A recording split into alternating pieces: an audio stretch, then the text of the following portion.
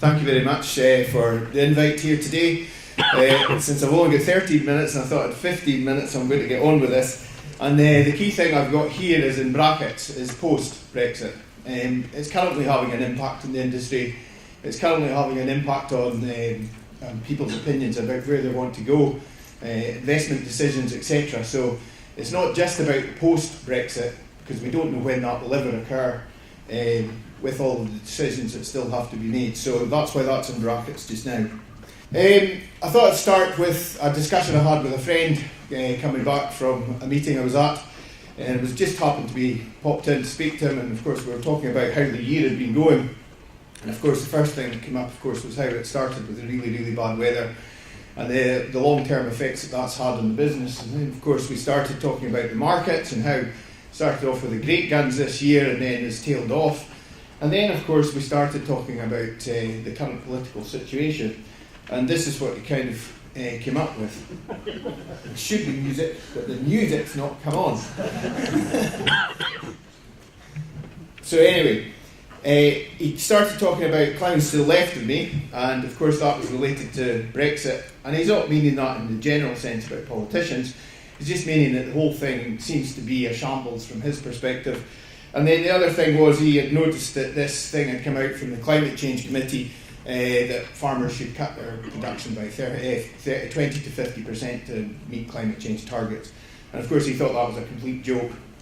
And then he started talking about the abattoir situation with regards to workers and getting the animals slaughtered and processed, and how that's probably going to be a challenge for the industry moving forward. And then he said, well, it looks as if I should get rid of all my sheep, my commercial sheep, and actually just get something woolly and fluffy that the public were going to like and to come and pet. And that was what he came up with. He kind of thought that might be the way forward. The EU withdrawal bill, the framework agreement was announced this week. Long process to get to that stage. And again, there should be music here, but let's forget that. Theresa May has negotiated a position that she thinks is actually the best deal that we could get. I would probably suggest that that is the case. However, all that does is it sets in situ the three things that we had to cover before we could deal with anything else with Europe. So before we can talk about trade, we had to sort out the issue about people, what rights have citizens got, the money, the Brexit bill, and of course the Irish border situation. But of course that's not going to satisfy everyone. There's lots of people out there that are dissatisfied with it and actually still saying that no deal is better than this deal. And I'm not convinced that that's actually right from my perspective. And from a sheep industry's perspective, I would argue that a no deal would be a real problem with regards to market access. It's just started the process. It has to go through Europe, it has to be ratified by the Commission, it has to be ratified by Parliament, and of course the devolved administrations are all going to want to have their say. So whilst everyone thinks that this is a done deal and the general public think it's a done deal, we're still in a situation where it could be deal or no deal, and we could still be looking at where the borders and what issues might arise. Moving on, the second real issue, apart from Europe, is what future have we got on agricultural policy. And of course we've seen a raft of opinions coming forward from the administrations, starting of course with Health and Harmony, then the Scottish Government, Simplicity and Stability, and then we had the Welsh and the Northern Ireland governments coming out with theirs. They all say different things. The Scottish Government want to keep basic payments, want to keep an LFA payment, want to keep coupled payments. England, we've seen what happens in the agricultural bill, want to get rid of basic payments, give farmers payments for public goods. We don't know what they are, we don't know how to define them, we don't know how to pay for them at the moment, and move away from the basic payment. The Welsh Government, similar approach, but want to do it far faster than DEFRA are proposing, and also pay farmers for productivity improvements. Everybody forgets that productivity improvements in the sheep industry tend to be marginal. Those marginal gains or marginal productivity gains means that you have to have a lot of them in order to replicate the monies that you're getting through the basic payment scheme just now.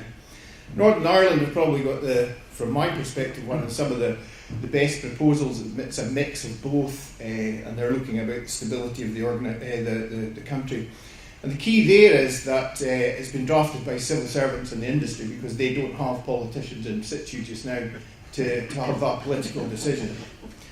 And the one thing that worries me more than anything is we're currently in a position with the European Union where we've got a multi-annual financial framework, so it spans 7 years. So the financing of the common agricultural policy is guaranteed over 7 years. We're now moving into a situation with Brexit where the funding for agriculture will be determined however long the Parliament sits, so for parliamentary terms. So your degree of certainty, or your longer term certainty about funding in policy terms, will be reduced. And I've got DEFRA in brackets here, because that's the Scottish Government's opinion, that's what they call it. It's the DEFRA Agriculture Bill, because Scotland doesn't appear in it. So if you're from Scotland, this doesn't affect you, and probably won't affect you until such time there's significant amendments, because there's provisions in it that the Scottish Government claim are unconstitutional and go against the devolved deal that Scotland have. Everybody keeps talking about, they've got the WTO as the default, we'll fall back on that, and we'll trade under that. Our membership has got off to a really bad start. So we have these things called tariff rate quotas. So it's free access into the European market for New Zealand lamb. We also have it exporting. We have tariff rate quotas for sweet potato into Egypt. And this tariff rate quota is being divvied up, split, determined on how much of the product comes into the UK or the EU market. But these other members of the WTO, remembering we have come out of the European Union, which is a club, and we're moving into the WTO, which is a club, and clubs have rules, and you have to comply with the rules, or people will chuck you out. So they're saying straight away that they're at a disadvantage and are not going to accept this. So we're already on the back foot with our WTO membership. The UK will submit what's called a schedule of commitments to the WTO that expresses how we're going to pay farmers and what are tariffs. Tariffs are a simple thing. They're a tax in order for goods and services to come into a country. And those tariffs for agriculture and food products are really, really high with the European Union. Why? Because they need them to protect the farming industry of the European Union. We are going to mirror the schedule, so we will exactly have the same as the European Union in the first instance, and then they will tell the WTO on an annual basis how we're changing it. The real question is, we keep hearing from Parliament and MPs that we will not accept high food prices. If food prices start rising as a result of Brexit, particularly under a no-deal situation where we have no relationship with Europe, the chances are the UK government would cut the tariff rates and allow imports in. Now that would mean, and this is where it gets really, really strange, that European food producers or agriculture producers could actually export into UK at far more preferential rates than we can actually export product in there. It's a bizarre situation that we don't want to get into. The other thing that's really restricting about the WTO is we keep hearing this public money for public goods. It's restricted to any additional costs that a farmer might have or the income forgone that they might have. Now, it's fine if you can think of big areas of cereal or potato production. So taking that out of production, you could actually see you could get a decent payment. But if you're halfway up a hill and you're taking a couple of sheep off, then what is the income forgone? It's quite low. But if you're on the high hill, as parts of Scotland are, where there's very few sheep per hectare, there is no real income forgone that you're doing. And the additional costs of looking after it, very little. So there are real challenges in what we're allowed to do. Now, some people say, well, let's forget that. These are the rules of the club. Remember what I said. If you don't comply with the rules of the club, people complain. International trade should be simple. It really should, just to illustrate how ridiculous it can get. America export an awful lot of pig meat into China. Along came Donald Trump, wanted to protect the aluminium and steel industries, said he was putting a tariff on all imports. of those products and of washing machines. It actually started with washing machines. So China said, well, we're going to put a tariff on all your pig meat imports into China. And of course that means that little piggies stay at home, and that affects the market in America. So it's caused the prices to come down because there's more supply at home in the home market.